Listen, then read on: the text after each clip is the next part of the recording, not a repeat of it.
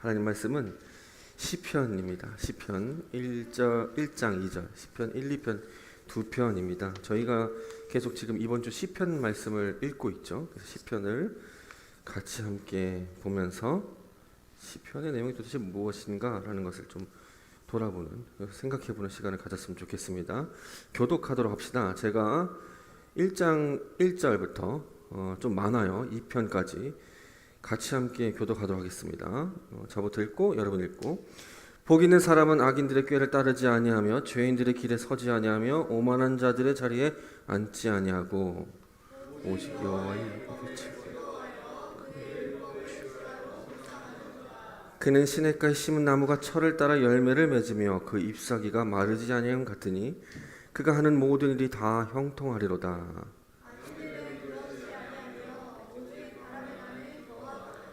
그러므로 악인들은 심판을 견디지 못하며 죄인들이 의인들의 모임에 들지 못하리로다.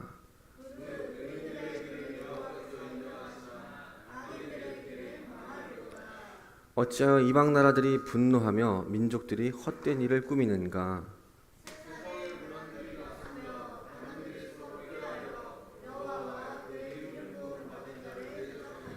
우리가 그들의 맨 것을 끊고 그의 결박을 벗어버리자 하는도다.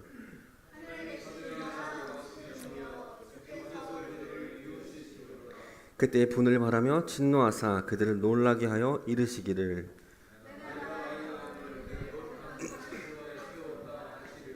내가 여호와의 명령을 전하노라. 여호와께서 내게 이르시되 너는 내 아들이라. 오늘 내가 너를 낳았도다.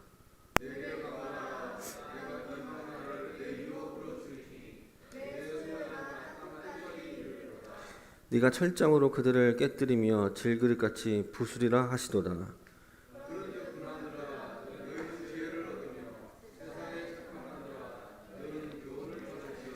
여호와를 경외함으로 섬기고 떨며 즐거워할지어다.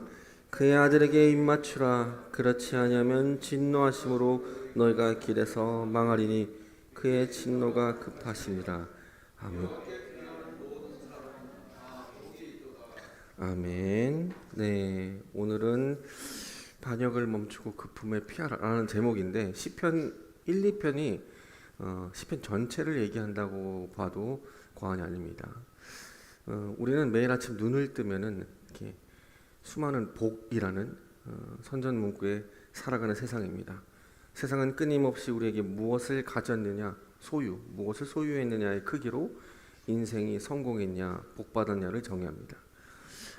미국의 유명한 제도 경제학자 소스타인 베블러이라는 이분이 유한 계급론에라는 책을 썼습니다. 이 책에서 과시적 소비라는 것을 말합니다. 과시적 소비. 이 내용이 뭐냐면 현대인들은 물건을 단순한 물건으로만 보는 게 아니라 나는 이 물건을 통해서 나는 이만큼 가졌고 이만큼 화려하다라는 것을 통해서 지위를 가시하는 세상이 됐다라는 겁니다. 오늘날 SNS를 보면 좀 잘 알 수 있겠죠. 인스타그램 보면 내가 얼만큼 가졌고 내가 얼만큼 누리고 있는지를 과시하는 세상이 되었습니다. 며칠 전에 제 가족들과 함께 김포 롯데몰에 가니까 거기 이벤트를 하더라고요. 그 이벤트가 분재나무를 이벤트하고 있었습니다. 분재나무. 작은 이렇게 화분에 진짜 살아있는 큰 소나무 같은 거를 작게 미니어처처럼 만든 겁니다. 너무 귀엽고 또는 너무 예뻐서 이거 얼마인가 봤더니 한 150만 원, 뭐 200만 원 이렇게 쓰여 있는 겁니다. 근데 자세히 좀 보면은 그 분재나무가 큰 거를 강제로 작게 하다 보니까 뿌리가 아주 작고 뿌리를 랩으로 싸서 뿌리를 이렇게 밑에다 놓는다고 합니다. 흙 아래에. 그러다 보니까 뿌리가 자기 스스로 물을 빨아낼 능력이 없어서 분재를 기르는 사람들은 수일 동안 매일매일 물을 뿌려줘야 된다고 합니다. 그만큼 그것을 보면서 어떤 걸 느끼게 되냐면 인간의 기술과 욕망으로 만들어낸 기술적 작품이지 않나라는 생각을 합니다. 그러나 여러분, 그 화려한 분재의 실상이 뭘까요? 그래서 아주 작고 장식적인 화분 안에 뿌리가 꽁꽁 갇혀 있다는 겁니다. 스스로 땅 깊숙한 곳에서 생명수를 끌어올릴 능력이 전혀 없어서 그렇게 살아가는 꽃이라는 거죠. 우리는 혹시 우리가 그렇지 않은지 한번 돌아보십시오. 우리는 주님의 손길이 끊어지면 한순간도 목말라서 철저한 결핍 가운데 살아가는 존재인지 아닌지. 오늘 우리가 마주하는 이 시편 1, 2편은 시편 전체의 서론 부분입니다. 서론 부분입니다. 본문은 세상이 정의하는 복의 공식을 정면으로 뒤엎고 우리에게 엄중하게 꾸짖고 있는 본문이기도 합니다. 이렇게 말입니다. 여러분의 인생은 화려하지만 뿌리가 갇힌 분재나무입니까? 아니면 말씀에 이식된 시냇가의 나무입니까? 오늘 성경은 우리의 시선을 소유가 아니라 내 영혼의 뿌리가 어디에 박혀있느냐라고 묻습니다. 오늘 말씀을 통해서 내 힘으로 내 인생을 통제하려던 이 무거운 짐들을 내려놓고 만왕의 왕이신 그리스도의 영원한 피난처 안으로 숨는 복된 여러분들 되시기를 주님의 이름으로 축원합니다. 시편 1편은 이렇게 시작됩니다. 제가 히브리어로 말하면 너무 유식한 척 하시려고 하는 거 아닙니다. 원래 히브리어로 보면 이렇게 시작됩니다. 아시레이 하이시. 이 뜻이 뭐냐면 아시레이 하이시는 복 있는 사람들이여, 복된 사람들아, 이렇게 말합니다. 오, 복된 사람들아 하면서 감탄으로 시작됩니다. 이 본문 시작이. 여기서 성경이 선언하는 진짜 복은 세상이 말하는 어떤 조건적 행복이 아니라는 겁니다. 자, 그러면서 이 복된 사람들은 어떤 사람이냐라고 하면서 갑자기 뭐뭐 하지 않는 사람이어야 됩니다라고 시작됩니다. 어떻게 되면 악인의 꾀를 따르지 아니하고 죄인들의 길에 서지 아니하고 오만한 자들의 자리에 앉지 아니한다라고 말합니다. 이거를 히브리 원문으로 보면은 좀 더 이해하기 쉽습니다. 악인들의 꾀를 따라 걷고, 이게 따르지가 걷다라는 뜻입니다. 걷다. 그리고 죄인들의 길에 서지 않고 서다. 그 다음에 오만한 자리에 앉지 않고 앉다. 자, 우리 죄가 이렇게 들어오는 건 아시죠? 처음에는 세상의 소문과 꾀를 그저 가볍게 받아들입니다. 가볍게. 남들도 다 그렇게 하니까, 남들도 저렇게 사니까 타협하면서 생각의 문을 열어줍니다. 얼마 지나지 않아 그 자리에 멈춰 서게 됩니다. 서죠. 그 다음에 어떻게 됩니까? 그것이 타성에 젖어서 배회하다가 마침내 의자를 갖고 앉아버립니다. 앉아버립니다. 이게 시편이 말하는 죄가 들어오는 오만함의 극치라는 겁니다. 어떻게요? 악인들의 꾀를 생각하고 그 다음에 거기에 서버리고 그 다음에 앉아버린다. 이것이 신학적으로 자기의입니다. 자기의. 성도 여러분, 이것이 바로 오늘날 우리들의 모습이죠. 처음에는 돈이 전부가 아니라고 말합니다. 처음에는 돈이 전부가 아니지. 그러다가 어느새 돈 때문에 마음이 흔들리고 돈이 없으면 아무것도 못할 것 같다는 그 자리에 앉아버립니다. 어떤 사람은 명예는 다 아니라고 말합니다. 명예가 전부가 아닙니다. 그러다가 남의 시선이 받는 것이 좋아서 결국 그 자리에 앉아버리게 돼서 명예에 집착하게 되죠. 시편은 이 무서운 이 동화의 거리를 끊어내는 단호한 영적 결단이 있어야지만 복의 자리로 나아갈 수 있다라고 말합니다. 참된 복은 눈에 보이는 환경을 바꾸는 게 아니라 내가 속한 근원적인 자리를 바꾸는 겁니다. 세상 사람들은 더 큰 화분, 더 화려한 겉포장으로 소유하고 싶어 하지만, 그렇게 살아가지만 악인들의 꾀는 그것을 원하지만 성도들은 내 영혼의 뿌리를 하나님 말씀에 소속하는 where, 어디에 있느냐가 중요합니다. 지금 여러분의 발걸음은 어디를 향해 걷고 있습니까? 여러분의 영혼은 어느 자리에 주저앉아 있습니까? 남들은 화려한 화분을 부러워하느라 정작 내 영혼의 뿌리가 메말라가고 있지는 않습니까? 세상의 꾀로부터 돌아서서 주님의 소속 안으로 여러분들이 걸어 들어오는 거룩한 백성 되기를 원합니다. 그렇다면 조금씩 이 본문 안으로 좀 들어가 봅시다. 악인의 자리에서 일어난 의인이 머무는 곳이 어디냐면 2절이 이렇게 말합니다. 2절은 이렇게 말하죠.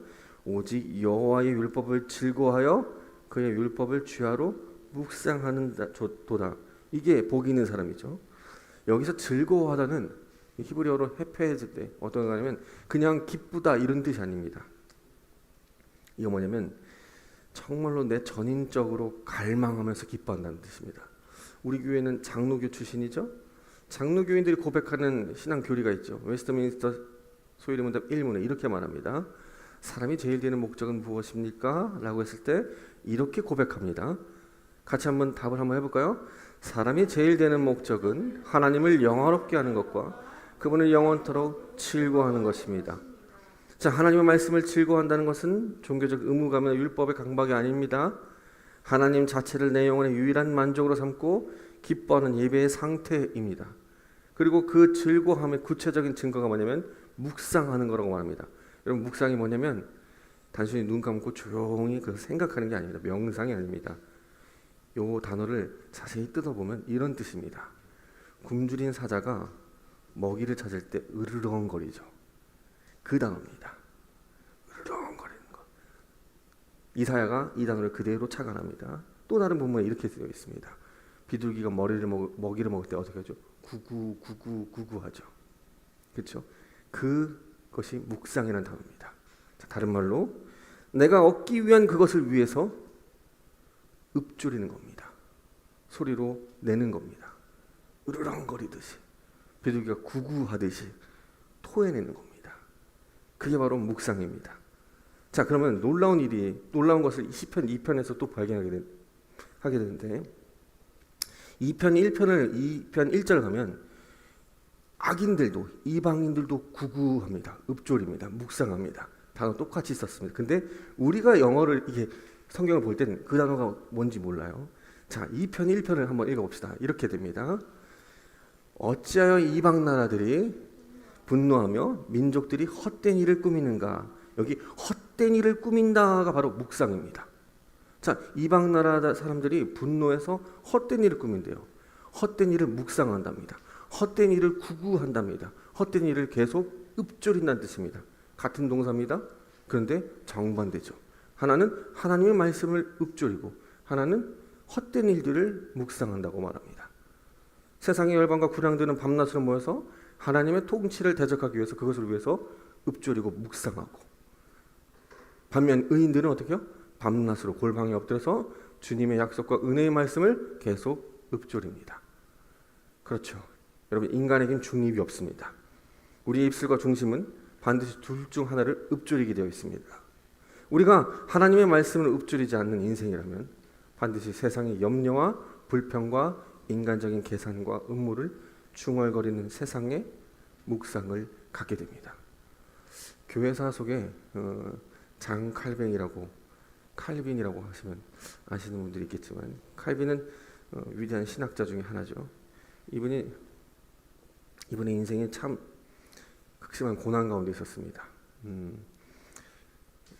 이 존 칼빈의 몸은 거의 이렇게 종합병원이라고 부를 수 있습니다. 결핵이 갖고 있었고 관절염과 신장결석과 항상 주석을 쓰고 고민을 하다 보니까 편두통을 달고 살았던 사람이었습니다. 정말로 종교개혁이 일어나서 프랑스인입니다. 프랑스인이 스위스로 망명돼서, 그 당시에는 카톨릭이 모든 나라를 다스렸죠. 추방당해서 스위스로 왔습니다. 정말 말씀 안에 살아야 됩니다. 그러면서 성도들을 양육했어요. 근데 성도들을 양육하다 보니까 그 성도 안에서도 지금 카톨릭의 이 문화에 젖어서 결국 칼빈은 어떻게 하면 제네바에서 추방합니다. 여러분, 혹시 스위스 제네바 여행 가시면 공항에 딱 나가면 4명의 위대한 성인들이 붙여져 있습니다. 동상이 있어요. 거기에 칼빈 동상이 하나 있습니다. 칼빈 종교개혁자 4대 성인이 다 스위스로 망명 왔습니다. 이 사람이 결국 끝에 항상 하나님 말씀을 읊조리다가 큰 주석책도 만들고 기독교 강요책도 만들었죠. 우리가 지금 대부분 강의하고 있는 기독교 강요는 대부분 이 칼빈에 의해서 쓰여진 책들입니다. 장로교, 침례교 모든 종파들이 대부분 칼빈을 따르고 있습니다. 자, 그러면 칼빈이 우리에게 수많은 것을 남겨놨습니다. 여러분, 교회 시스템 있죠? 여러분, 교회 시스템에 교회에서 장로를 투표해서 뽑죠. 그렇죠? 이 투표권도 교회에 정착하도록 한 게 이 칼빈입니다. 더 나아가서 우리 사회에서 민주주의 시스템 있죠? 이 민주주의 시스템을 처음으로 구현한 사람이 칼빈입니다. 칼빈이 있기 전에 어땠을까요? 왕정제였습니다. 군주제였습니다. 뭐하러 투표합니까? 군주가 찍으면 되죠. 네, 이분이 이걸 만들어 놨어요. 이 시스템을 만들어 놨습니다. 이런 사람이 이 사람이 그 계속 뭘 읊조렸냐면 하나님의 말씀을 읊조린 인생이었습니다. 아픔 가운데서도 환난 가운데서도 교인들이 나를 제네바에서 추방했을 때도 그래도 하나님 말씀을 읊조리고 다시 교회에 와서 강론했던 그런 위대한 신학자가 되었습니다. 여러분, 우리 인생을 두려워하지 마십시오. 악인들은 항상 우리에게 화려함과 거세고 강한 것처럼 이 세상 가운데 우리를 유혹합니다. 근데 그 악인들은 끝날에 어떻게 될까요? 바람에 나는 겨와 같습니다. 오늘 시편에 그렇게 말하죠? 악인들은 겨와 같다. 시편 1편 4절입니다. 악인들은 그렇지 아니하며 오직 바람에 나는 겨와 같답니다. 겨는 열매와 비슷하지만 껍데기에 불과합니다. 실체가 없습니다. 바람이 불기 전까지는 알곡과 비슷합니다. 그러나 타작마당에서 바람이 불면 본질이 드러납니다.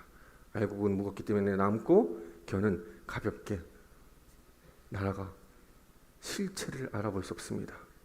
여러분, 태풍이 불면 어떻게 될까요? 뿌리 깊은 나무는 흔들려도 서 있습니다. 그러나 뿌리 없는 것은 바람에 날아갑니다. 여러분, 인생의 폭풍이 올 때 질병이 올 수도 있고 실직이 올 수도 있고 사업에 실패가 올 수도 있고 관계적으로 파탄이 날 수도 있고 사랑하는 사람이 죽을 수도 있습니다. 그때 우리의 뿌리가 어디에 있느냐를 그때 드러납니다. 그 폭풍이 바로 타작마당의 바람입니다. 사랑하는 여러분, 지금 여러분의 골방에서 그리고 일상에서 여러분은 무엇을 주야로 읊조리고 계십니까? 하나님의 말씀에 묵상이십니까? 아니면 세상의 성공과 명예와 쾌락을 읊조리고 있습니까? 그렇다면 의인의 인생은 어떻습니까? 시편이 이렇게 말합니다. 시편 1편 3절에 그는 시냇가에 심은 나무가 시절을 따라 열매를 맺는다고 말합니다. 여기 시냇가에 심은 나무 있죠? 요 심은 나무를 원문으로 보면은 좀 더 이해하기 쉽습니다. 이 심은 나무는 자생적으로 자란 나무가 아닙니다. 자생적으로 자란 나무가 아닙니다. 광야에서 그냥 스스로 자란 나무가 아닙니다. 가시나무처럼 스스로 자란 나무가 아니고 광야 한복판에서 말라 죽을 수밖에 없는 그런 나무가 아니라 그 나무를 떼서 시냇가에 심는 겁니다. 이걸 원래 정확한 표현으로 제가 써놨죠. 이식된 나무입니다. 본문 원래대로 읽으면 그는 시냇가에 이식된 나무입니다 라고 할 수 있습니다. 자, 무엇일까요? 이식된 나무? 생수의 근원으로 창조주가, 정원사가 갖다 놓는 겁니다. 황무지에 있던 그 나무를 창조주 하나님이신 정원사가 뽑아서 시냇가에 심습니다. 이 단어가 원래 그 단어입니다. 이식된 나무라는 겁니다. 벨직 신앙고백서 22조 이렇게 말합니다.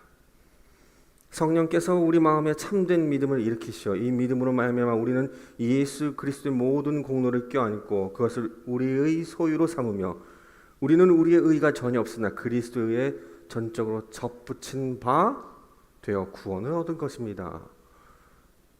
이 본문을 보면, 오늘 읽은 본문을 보면 성경을 많이 묵상하신 분들은 로마서 본문이 생각납니다. 바울이 우리를 뭐라고 말했죠? 이방인들을 예수 그리스도의 접붙인 자다라고 말합니다. 이식된 존재라고 합니다. 주권적 이식, 은혜 안으로 강제로 누가 정원사가 뽑아서 시냇가에 심은 나무, 그게 우리입니다. 그러나 인간은 끊임없이 하나님의 정원사 되심을 어떻게 합니까? 부인합니다. 하나님 우리를 갖다 놓는 것 자체를 싫어합니다. 그래서 시편 2편 2절 3절에 이렇게 말하죠. 세상의 군왕들이 나서며 관원들이 서로 꾀하여 여호와와 그의 기름 부음 받은 자를 대적하며 우리가 그들의 맨주를 끊고 그의 결박을 벗어버리자. 자, 이게 우리의 본성적 반역입니다. 내 인생의 주권을 하나님께 드리지 않겠다고 하면서 그와 연결된 줄을 끊어버립니다. 그리고 내가 내 왕이 돼서 내 화분의 크기를 확장하겠다고, 그리고 결국 바벨탑을 쌓고 싶다고 말합니다. 이 반역은 어디서부터 시작됐습니까? 에덴 동산에서부터 시작됐습니다. 하나님이 내 주인 아닙니다. 내가 내 주인 되고 싶습니다 라고 해서 하나님을 버렸죠. 이게 우리입니다. 결국 우상이 뭐냐면 돈이 아닙니다. 명예가 아니에요. 관계가 아니에요. 뭘까요? 나입니다. 내가 우상입니다. 사람은 돈이 우상이 아니라 나라는 거예요. 하나님의 줄을 끊고 내가 우상되고 싶다는 겁니다. 그렇게 되었습니다. 그런데 이런 우리들, 그리고 그렇게 살아가는 자들을 향해서 시편 2편의 4절에 이렇게 말합니다. 하나님이 이렇게 말합니다.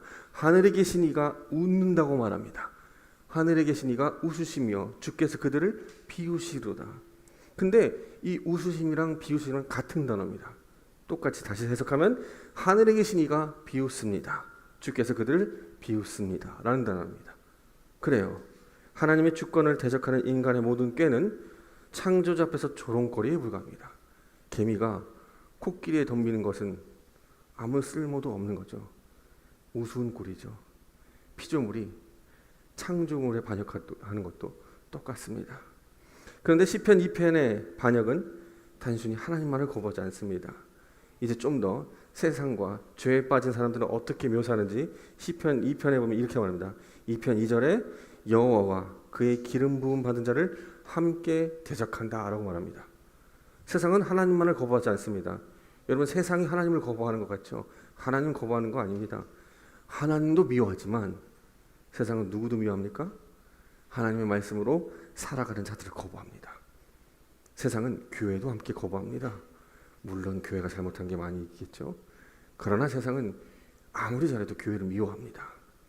하나님의 통치를 무시하는 자는 하나님의 말씀을 맡은 자들을 업신여깁니다. 그래서 하나님을 업신여긴다, 하나님께 반역한다라는 것을 스가랴가 이렇게 고백합니다. 너희를 만지는 자는 내 눈동자를 만지는 것이다. 자, 다시 말로 교회를 만지는 자는, 하나님의 말씀을 맡은 자를 만지는 자는, 또 동일하게 그리스도인을 만지는 자는 내 여호와 눈동자를 만지는 거다. 어떨까요? 하나님이 내 눈동자를 만지는 거라고 하면 끝내 하나님은 이것에 대해서 응한다는 겁니다. 응하겠다고 말합니다. 교회를 조롱하고 신앙인을 무시하고 하나님의 백성을 어리석은 자로 취급하는 시대의 태도는 하나님께서 바로 이렇게 끝날에 하시겠다는 겁니다. 자, 그러면 옛날에 이 시대상에서 하나님을 업신여긴 자, 죄에 빠진 자, 그래서 하나님의 말씀을 맡은 자를 업신여기고 거절했다라는 뜻이 뭐냐면 소극적으로 보면 왕과 제사장과 선지자입니다. 왕은 하나님의 말씀을 맡아서 세상을 다스리고, 제사장은 하나님의 말씀을 통해서 예배를 섬기고, 선지자는 하나님의 말씀을 통해서 백성들을 회복시키죠. 자, 이것이 지금 왕과 제사장과 선지자가 누구죠?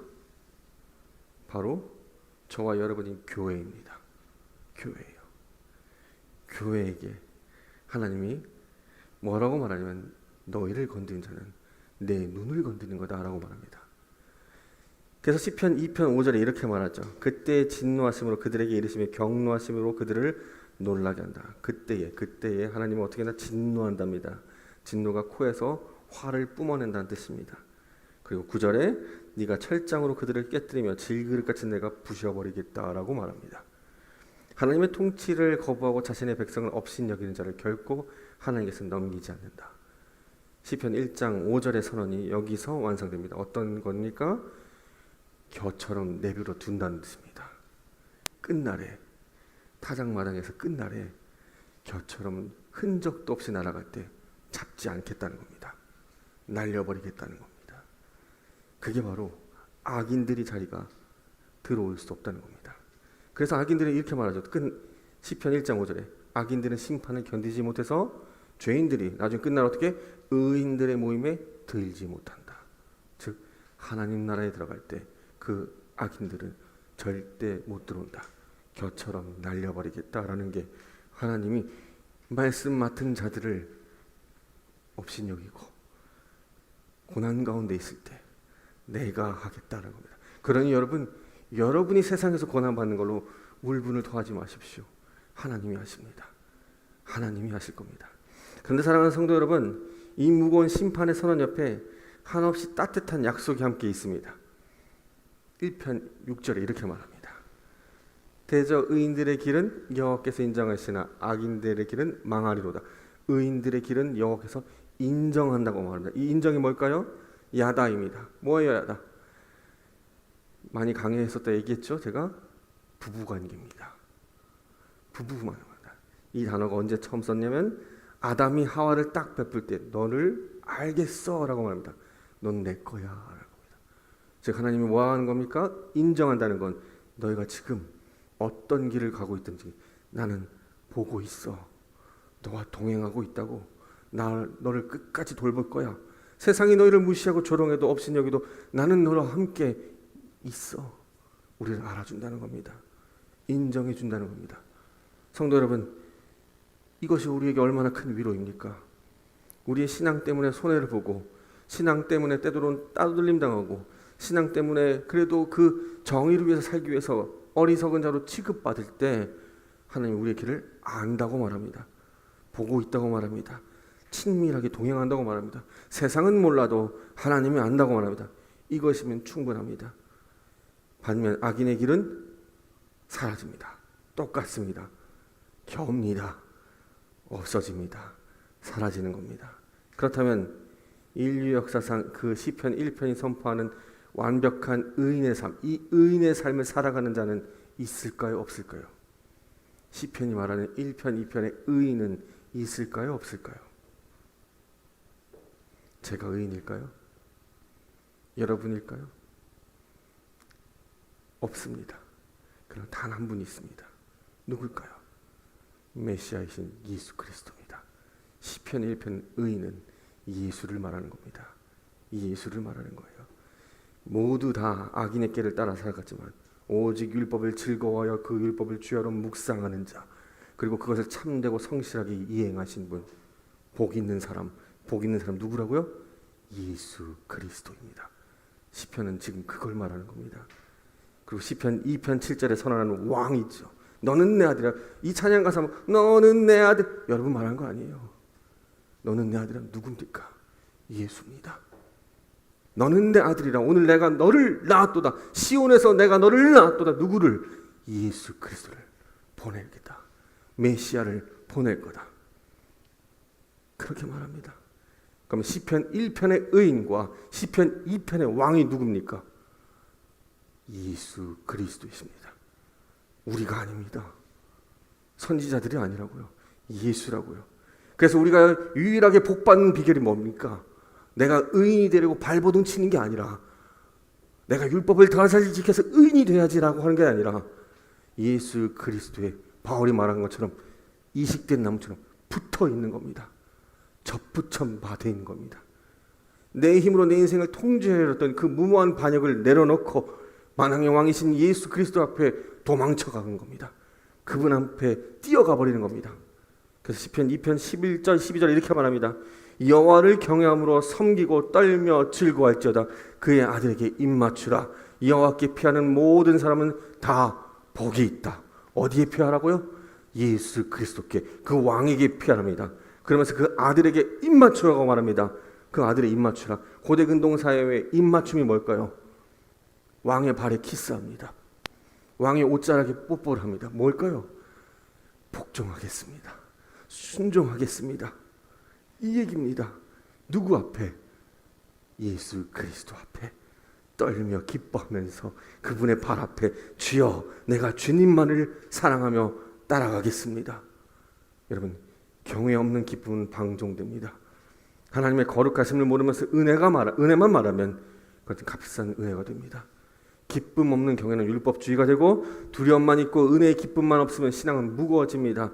참된 열매는 떨면서 기뻐하면서 그분의 발 앞에 엎드려 주님만을 따르겠습니다 라고 고백하는 겁니다.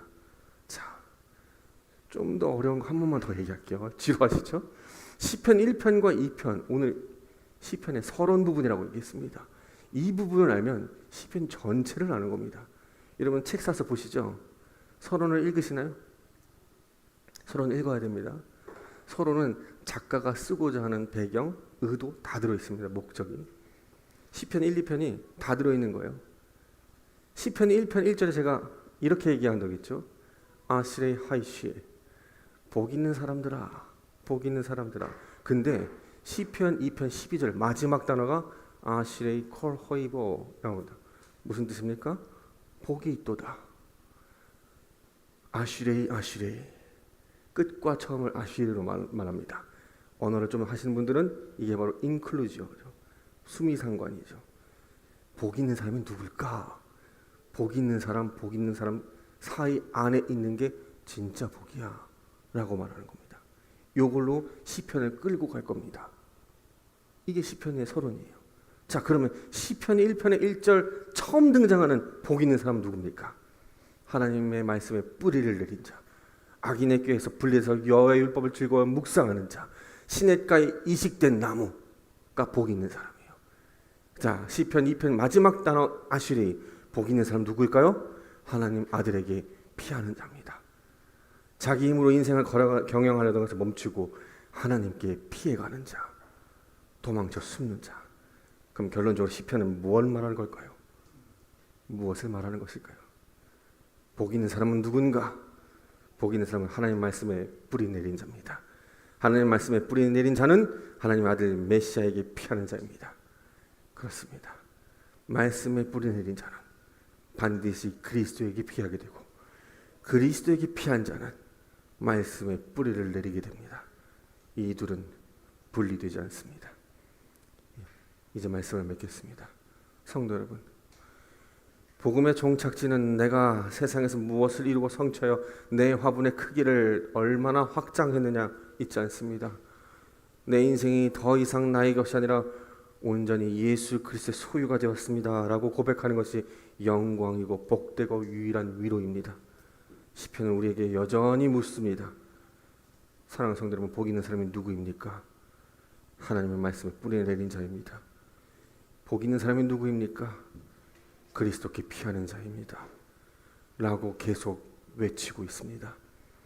이 거대한 폭풍우 같은 이 세상 속에서, 불벼락이 몰아치는 이 세상 속에서 내 모래성벽이 무력함을 깨닫고 거대한 산, 그 반석에 서 계신 예수 그리스도께 필사적으로 도피하는 자만이 복 있는 사람입니다. 세상은 끊임없이 우리를 유혹합니다. 스스로의 성벽을 계속 높이라고, 너 자신을 보호하라고. 그러나 성경은 이렇게 말합니다. 그 성벽은 바람에 나는 겨와 같다고. 만왕의 왕이신 예수께 빨리 뛰어가라고 말합니다. 성도 여러분, 우리 삶 가운데 내 인생의 화분을 경영하던 그 어리석음들을 다 내려놓고 세상의 염려와 일상의 불평들을 밤낮 중얼거리는 우리가 아니라 골방에 가서 여호와의 말씀을 계속 읊조리며 그리스도께 피해야 하는, 그분께 달려가는 여러분들 되시기 원합니다. 비록 그 인생을 살아갈 때 이 환경 속에서 세찬 비바람이 몰아치는 것 같지만 끝내 그 자들은 하나님께서 인정하십니다. 그리고 그들을 의인이라 부르고 그 나라에 함께 하게 될 겁니다. 그 자들만이 푸른 잎사귀를 내고 열매를 맺게 될 것입니다. 우리 모두가 그렇게 되기를, 저와 여러분들이 그 삶을 잘 충실히 살아가다가 주님 부르시는 그날까지 주님 바라보시면서 주님 내가 그렇게 살다가 왔습니다 라고 고백하는 저와 여러분들은 하나님의 시민 공동체가 되는 교회가 되기를 주님의 이름으로 축복합니다. 기도합시다.